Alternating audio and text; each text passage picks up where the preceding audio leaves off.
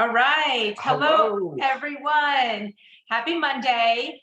Today, we're going to do a part 2 of a Zoom that we've already done. It is on our essential aminos. The reason we wanted to come back on and do part 2 is there's always just going to be more information we want to provide, also based on questions that we get from people. So this is not to replace the original. This is just to add to it. So if you haven't yet gone on and watched our Zoom on essential aminos, please do that in addition to watching this one. So just to give a little bit of background, again, essential amino acids are essential. That means our body does not make them. We must get them from external sources via our diet. They are present in foods, predominantly in meat, but we are also just not getting enough of them. What amino acids do, they're the building blocks of protein. And I always talk about the first sign of aging is muscle loss, and that happens in our 30s, unfortunately. So we really need to work harder to prevent that muscle loss and supplement with our amino acids. There are 9 essential amino acids. 3 of them, of those 9, are branched chain amino acids. I know a lot of people have heard of the BCAAs. Those are part of the 9, and those are in here. So again, we need them all. We need all 9 of our essential amino acids. But we've also done a little more to our essential aminos, and we've added a handful of other ingredients that we feel are very important to the role of amino acids and building muscle and maintaining muscle, as well as just health for the body. So we've added arginine, citrulline, glutamine, and we've also enhanced it with your electrolytes, so sodium, potassium, magnesium. So you get a lot more in this supplement than just your 9 essential amino acids. And essential amino acids are not just for muscle mass prevention, building, but it's also, they play a role in hormones, neurotransmitters, role in immunity. I mean, they are involved in so much. And I just think it's a really underappreciated supplement. Like, we need this, guys. We need this every day. I love our essential aminos. I take them twice a day. I think you do usually too. They do come in, right now we're pretending that this is the berry, but they do, or the fruit punch, sorry. They come in the lemon lime and the fruit punch. We don't have the fruit punch at our house because it is typically our best seller of the amino acids. So we leave that in the warehouse, but also we both really like the lemon lime better anyways. So it works out for us. But yes, two choices of flavors. So pick which one you want. But Ryan's going to go into a little deeper dive of the science behind the essential aminos and why our body really needs them and in what amounts, right? Yeah, exactly. Really, and thank you, Lisa. Yeah, I mean, it's crazy. So we are getting a lot of questions, a lot of interest in the amino acids. So we wanted to make sure there was a good follow-up to it. And she's right, though. She's spot on. It's the precursor for everything from hormones, protein, neurotransmitters, and then also enzymes. And I highlight that a little bit in the first Zoom we did, how important that is.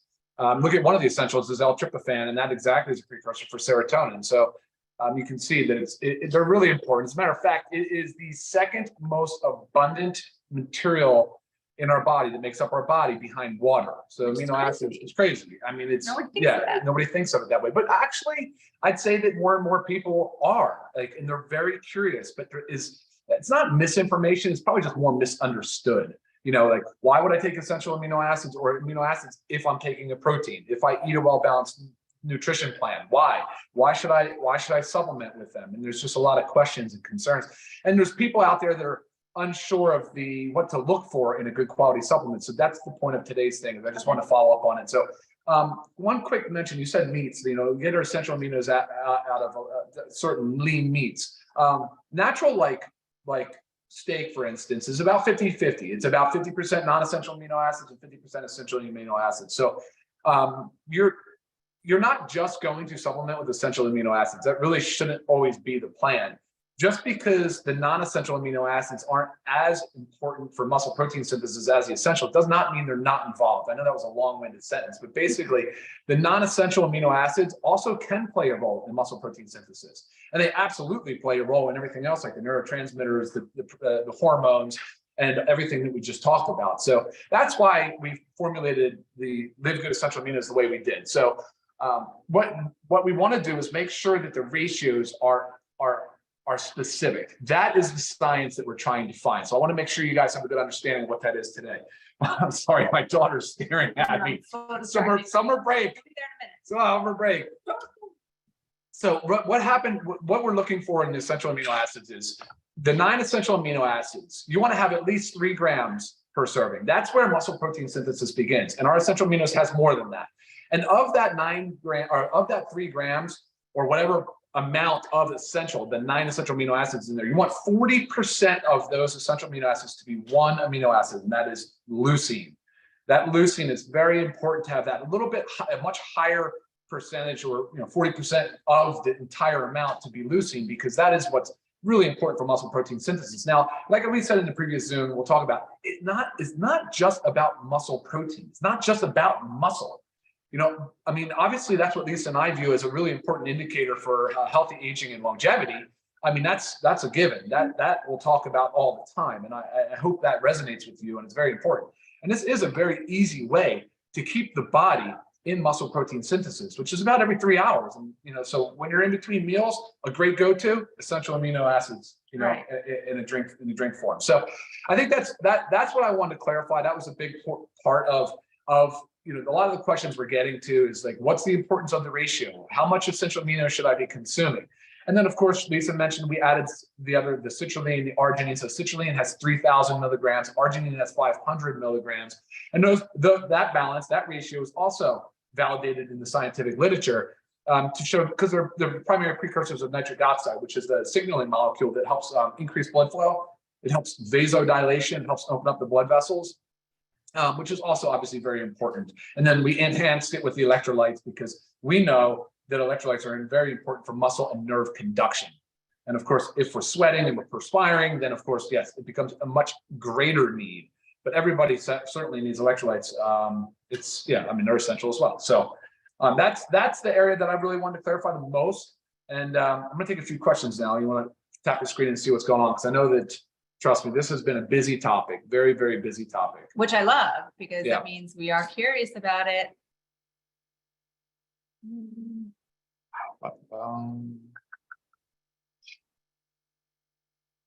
Well, Lisa, what are some of the questions I know that you're getting too?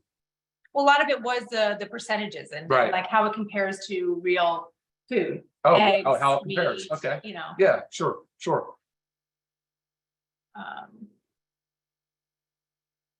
Okay, just trying to weed through these. A lot of these aren't relative to the topic right now.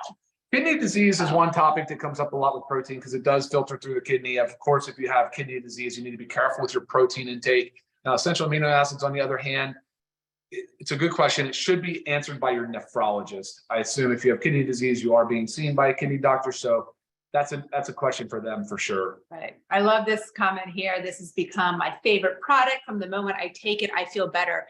It's very true. The energy. Yeah. The energy that you get from just taking them, it's amazing. And there's no caffeine, no stimulants, guys. Yeah. So a lot of times I get that. I get the response that people just feel great, and there's no sugars in this. There's no calories. Sugar-free, dairy-free, gluten-free, non-GMO. Right. It's great. So it's a low impact supplement. That's what I'm saying. It's one of my absolute favorites for those reasons. Right. Like, has such a positive impact on our health.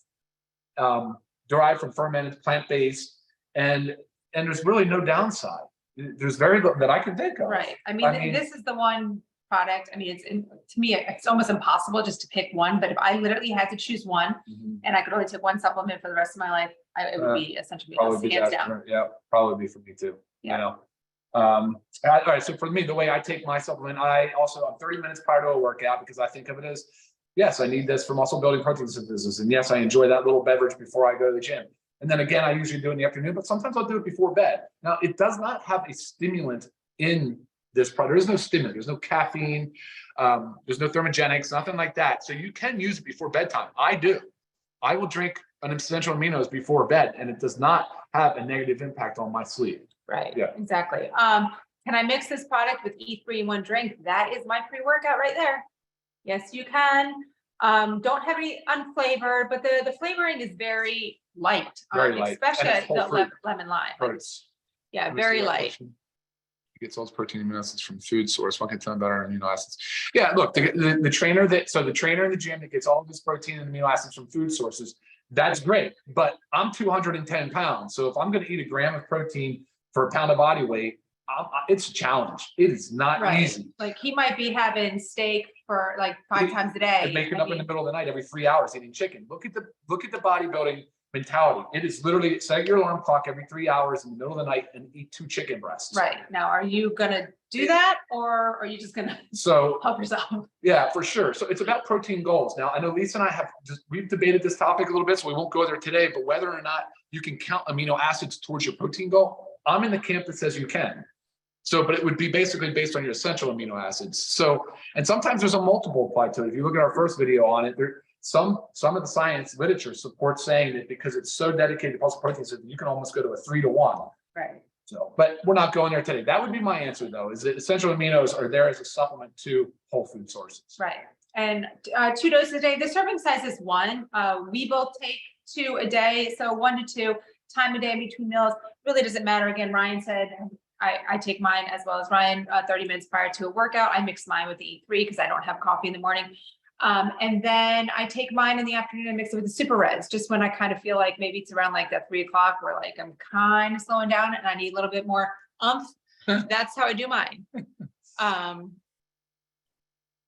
Is okay with some with liver disease? Yeah, I mean, look, liver disease, again, I assume if you're diagnosed with liver disease, you're probably seeing a provider for it, though. So you're going to have to speak with them. Anytime you start a new supplement, you have chronic disease like liver or kidney disease, yeah, you should always consult with your medical provider. Right. Is it great to add to our protein shake, the protein powder, and then head to the gym? You really don't want to work out with like, I would think the protein shake in you. You want your body to be doing what it's supposed to be doing, is working on your muscle and your cardiovascular system, building up. Let me take a stab at that too. Yeah, go ahead. Hey, Mike, look, the question, there's no right or wrong answer. Some people prefer the protein prior to the gym, but I would say you're getting your essential aminos out of protein source too. So why not separate them? Why not wait? Why not stagger them apart a little bit? Right, maybe do one before and one after and try that route. But I mean, loading both together, probably there's nothing wrong with it, but probably it'd be better to separate them out. Right. Yes, we said some aminos from food, typically your meats, eggs. No difference working by themselves or mixed with super greens or super reds. We just addressed mixing them with the protein powder. And when I say that we added citrulline and arginine for a precursor to nitric oxide, you'll hear me talk about the super reds a lot, as in also increasing the nitric oxide production because it works the nitrate pathway. And then this is, of course, the arginine and citrulline. Yeah, good combo. Yeah, I mean, a good combo, sure. But again, maybe not a bad idea to stagger. Sure. Plant-based source, fermented, is the way that they're sourced. They're sourced from plants. They're fermented and isolated. Can it be used instead of the protein powder? I think so, but remember, in the protein powder, you're getting a whole food kind of source. You're getting all of you're getting essentials, your non-essentials. And it's food. There's no calories or anything to the essential aminos. So like our protein is a whole food source. It's part of our our caloric intake during the day, as well as the solid 20 grams of protein. Sure, but Kelly, if you have food sensitivities and you just seriously can't find a protein powder, absolutely you should be taking the essential aminos. I would go 3 times a day on the essential aminos if that was the case. Plus, I would be working very hard to get my protein from foods that you do well with, that you tolerate well with. Right. Lean meats. And I have a lot of experience with food sensitivity. So if you want to, shoot me a few questions and we can work back and forth. Happy to help you out there. All right. Good idea. Okay. All right. Awesome. Well, guys, we always try to stay around 15 to 20 minutes. But again, this is the second one. This is part 2. So go ahead, check out part 1. Maybe we'll change the labeling of that. Yeah, sure. On our YouTube channel. So it would say part 1 and part 2. And this is better resolution too. So. Yes. All right, guys, any further questions that we did not touch upon from the first one and this second one, please go ahead and shoot me an email and we'll get the answers. All right, y'all. Have a great, super productive Monday and the rest of your week. Take care, everyone. Bye. Bye.